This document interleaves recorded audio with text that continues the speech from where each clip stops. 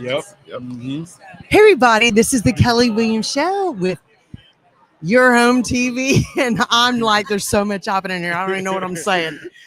I am so excited because we are live right here at Radio Row in New Orleans, Louisiana, and we are meeting some of the most incredible people. And I'm so excited that I get to interview these two guys right now. I've got Dominique Easley and Eric Kussin. Hi, guys. How you doing? Good. How are y'all? I'm thinking Sally Jesse Raphael. Have you Okay, heard that? thank you. Nobody seems to get that, but everybody our age knows. Yeah, I love that. Dominique's going, what? Yeah, I am. That was an inside. That was an inside joke. She's like the talk show pioneer. Okay. Yes, Okay. amazing. And she had red glasses. Exactly. That's I like it. No, I like Yeah. the red glasses. Yeah, you do your thing. You do your thing. I like it. I like it. Yep. It just happened to look like that. That's what's so funny. Yep. All right, so Dominique, you retired from the NFL. You are a Super Bowl champ from the Patriots, 2014, 2016. Yep. And Eric, you are the founder and CEO of Same Here Global. Yes. So Dom played sports. I worked in sports for Yeah. 15 years, was at the NBA league office, NBA teams, NHL teams. We were kind of joking about it before, but I think I get greater fulfillment in what I'm doing now, which is Yeah. helping people open up, share, be vulnerable. And we do it through guys like this who are willing to use their platform to say, yeah, you see me when the lights are on and when I had to perform, but you didn't see me during the dark times. And guess what? Everyone deals with dark times. Absolutely. And that is a very good point, because that's what I wanted to ask Dominique. You actually struggled with opioid addiction and mental health issues while you were playing. Yep. And what Eric just said, how common is this? Because very few people understand that athletes are usually dealing with it while they're actually playing during their careers. I guarantee you 90% of people, 90% of the athletes are going through something. Well, I apologize. 100% of the athletes are going through something every single day. We are, and that's what, like you said, I was addicted to opioids because, one, I had 16 surgeries, 3 ACLs throughout my career. Yeah. And my coping mechanism was not the opioids, but it was the addiction to rehab myself and get back and challenge myself. Like, that was a real addiction. And going back to what Eric said, we tend to label ourselves. We tend to put ourselves in these categories, and then we never work on what is the root of the problem, or what's the root where it comes from. And once I started to realize that, I started to be able to work on the root.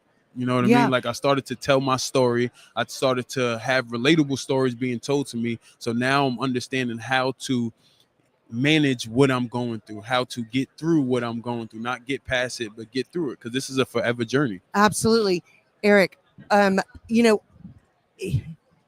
that's so true what Dominique is saying. Don't you find that people, especially the past 10, 15 years, everybody wants a quick fix? We don't really want to know what the root of the problem is. We want a quick fix for it. So Dom and I were having a conversation yesterday at the hotel, and the incredible thing is, here in the U.S. specifically, because he's Haitian background, we go to a general practitioner and we get strep throat, bronchitis, and pneumonia as a label given to us by the person in this white lab coat and the stethoscope, and they say, your test came back positive. Here's the medication that fixes that. Yeah. So why wouldn't we think, as we get adults, our process towards getting better when we don't feel well is find the expert, which is what I did. I went to the Ivy League doctors. Yeah. Okay, get the experts to give you a label. That's what I did. Depression, anxiety, PTSD. Yeah. Okay, what medicine fixes that label? Yeah. That's the process that we're in, and that's why we have the highest in suicide and overdose rates, is because we're not getting to the source. Exactly. We're just trying to put a Band-Aid on something. And by the way, those Band-Aids only work in 15% of the cases if you look at the latest SSRI studies. Exactly. One thing that I loved about y'all, and Dominic, I want to ask you this. The thing about this is what the Same Here Global, your mission was to normalize society's perception of mental health, because being vulnerable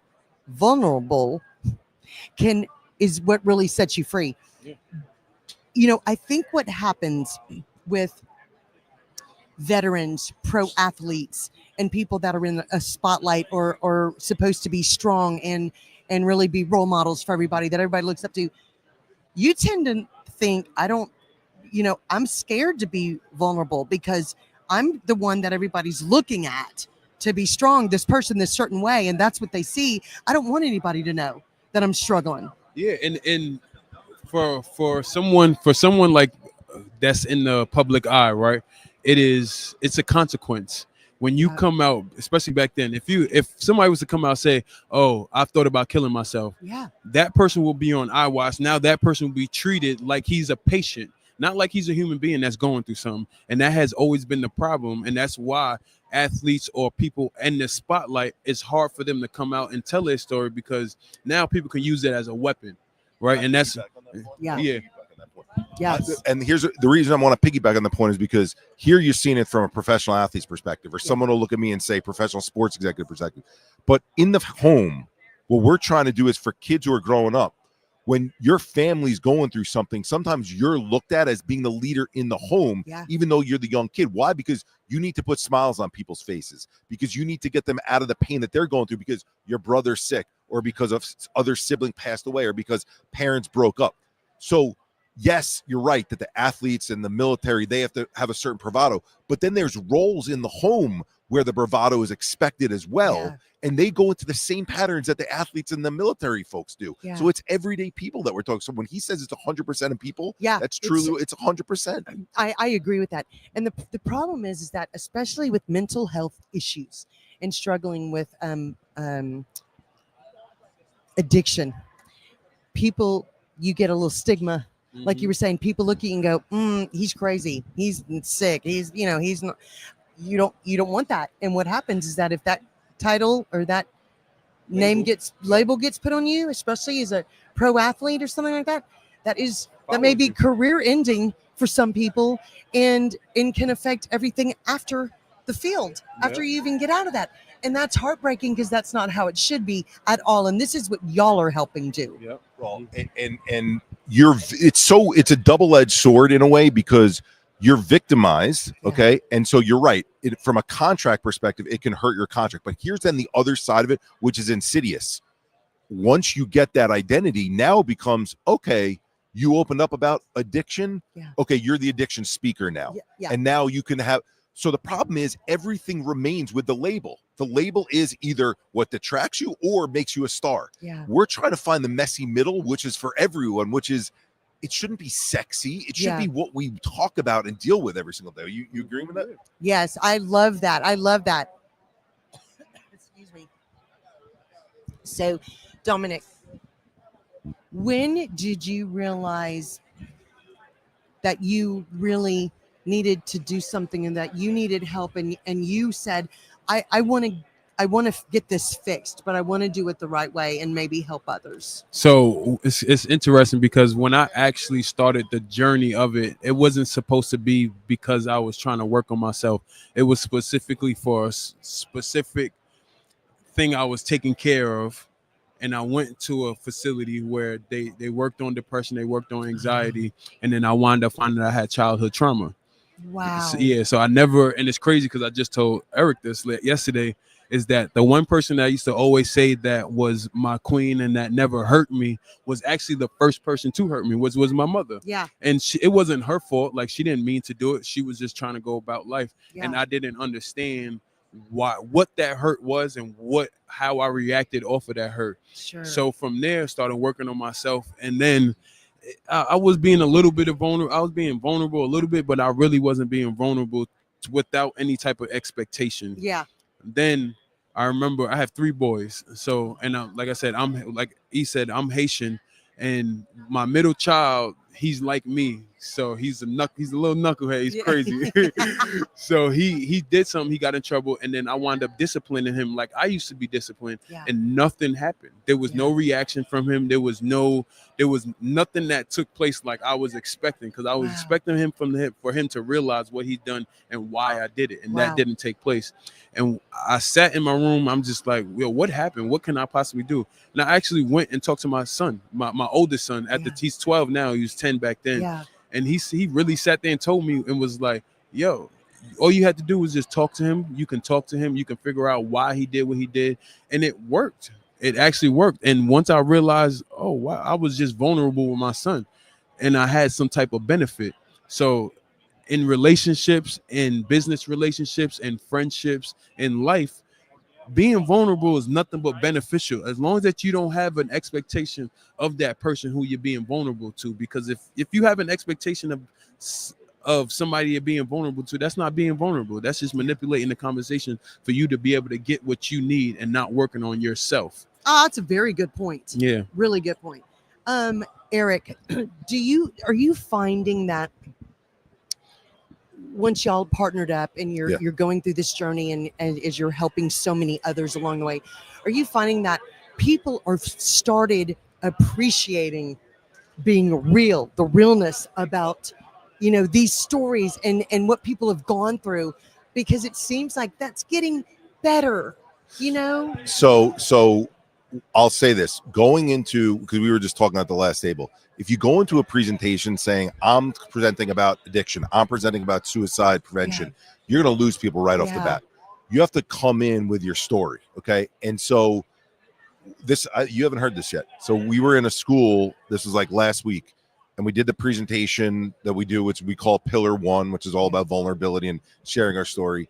And what would be considered special needs girl comes up to us afterwards. Love it. Okay. And she walks up and her head is down and she's playing with her fingers like this. And it was me and another presenter. She's like, can I say something to you guys? Like, yeah, of course. Now she was in an auditorium with 600 of her fellow classmates. Okay. So she's in there by herself right now. And she's like, it takes me a while to say these things, but what I want to say is, and then she just goes, you made me feel not alone. Oh my goodness. That's all she had to say. And like me and David, who's our hearts were like, oh my God, because here's a girl who's getting picked on at school, but like we're opening up the reality as we're talking for the hour before that like you who looks like you're the star athlete and you who's the bully and you who's the prettiest girl in class, you're dealing with stuff too. This finally made her seen. And then when everyone gets to be seen in front of each other, that's when powerful magic happens. Yeah. Oh my gosh, I love that story. And I think what is happening, especially with these generations, I know y'all see it. It's an Instagram world. Oh, yeah. Everybody wants a quick fix. They want to look a certain way. They expect these wonderful things to happen all at once, and they forget everybody's just a person, and everybody's going through something. And I think this is wonderful what y'all are doing to really get out there and help people and touch people's lives that they may have not known what to do or where to go, or knowing that anything was going on, right? Like when you're back to the higher achiever thing, these guys who play professional sports, they're told their whole life, you're amazing, you're the best at what you do. I was told by my parents, you're getting scholar athlete awards, you're getting scholarships for schools. Guess what? We were dealing with shit that was building silently, and we didn't know that it was building silently until it eventually takes you down, and you got to deal with it. Why are we waiting for that crash to happen? How do we help people get in front of it? I love it. Dominique, what do you think that this journey, especially when you started partnering with Eric, what has been the best part of this for you? Really seeing the one of the great stories that I have that I was able to see immediate, for me, success, or what I call success, is in September, I went to go talk to my school, my high school. And then after, there was a kid who asked a question about playing with Tom Brady, and the rest of the kids had started getting on top of him for asking the question. And then afterwards, after the event, he came up to me. He was like, "Thank you," but his face looked a little bit sad. I'm just like, "What's going on?" Then I took him to the side. Then he finally came out and told me that the kids, he didn't feel like he was respected by his friends. So he went on to tell me about like how he didn't feel respected. And I asked him, I'm like, have you ever sat down and told your friends and was vulnerable enough to express to your friends that you don't feel respected?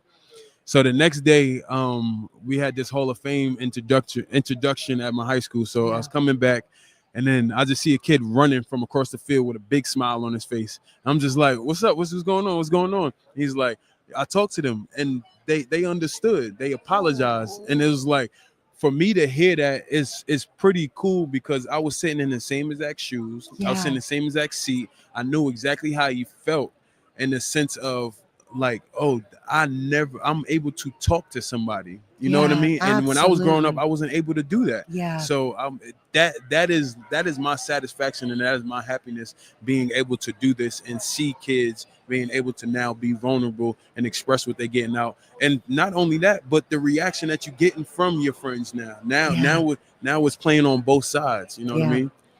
Oh, I love that. Just makes my heart feel happy. It's Yeah. really amazing. Okay, guys, how can people reach you? How can they book you to speak? Yeah, so for me, it's easleyfoundation.org. You can reach Okay. out there if you're going through anything, you want to talk about anything, please reach out, tell your story. We'll get back to you. We'll help you try to manage what you got going on. And then my Instagram handle is @easy91. Okay. Love it. And so on our site we have all these folks, NBA, NFL, NHL, band members, artists. So it's samehereglobal.org.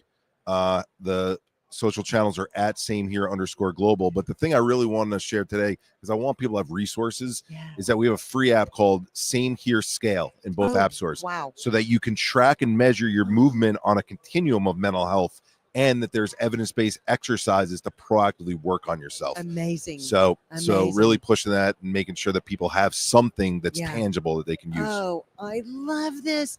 Guys, Eric and Dominic, thank y'all so much for coming and sharing everything wonderful that y'all are doing. Thank you for sharing your stories and helping so many people. Eric, where do y'all, what are your goals for the next 5 years that you see happening? There needs to be a continuum of care that happens from what school kids are taught to what happens with general practitioners, to what happens with psychologists, to what happens in hospitals and care treatment facility centers. The reason we created the app, I'm not doing it to go back to the app. I'm doing it so that conceptually you can see where we're going. When you go to each one of those places, each person that you speak to tells you something different. Yeah. Oh, you dealt with trauma. Oh, you got depression. Yeah. Oh, you got addiction. No, we need to see how we're moving up and down on a common language scale. And then we need common understanding of what exercise we can do to heal. And so we're now working with hospitals. We're now working with clinics. Love that. If we're teaching psychoeducation and we're bringing it into the care facilities, there's a continuum of care that right now doesn't exist in mental health. So that's what we're going towards. I love that. I have one more question for you, Dominique. What, if you could go back in time, what would you tell your 10-year-old self? Ask for help. Simple as that. Like, whatever I was going through, if I did not understand what I was going through, it is okay to ask for help, and it is okay to tell the people that you're around, that you're not okay. Oh, I love that's great advice. That's great advice. Guys, thank you so much for today. Thank you for everything that y'all are doing. Guys, go look them up. It is samehereglobal.org. Okay, and then easleyfoundation.org. Easley Foundation. Oh, Easley, Yep. like your name, EASLEY foundation.org. Yep. Guys, look them up. If you need help, if you know somebody that may need help or need their services, this is very, very important. Thank you guys so much. I've got some little gifts for y'all. Thank you. I got power banks from Thank you. our sponsor, That's pretty cool. Serendipity Yep. Yacht Cruises and Events. Perfect. Thank And we have a tumbler for each of y'all today. Thank you. Yes, you stay hydrated. That's right. Okay, guys, stay tuned for more amazing interviews right here on the Kelly Williams Show, because we are live on Radio Row. See you soon. Thank you.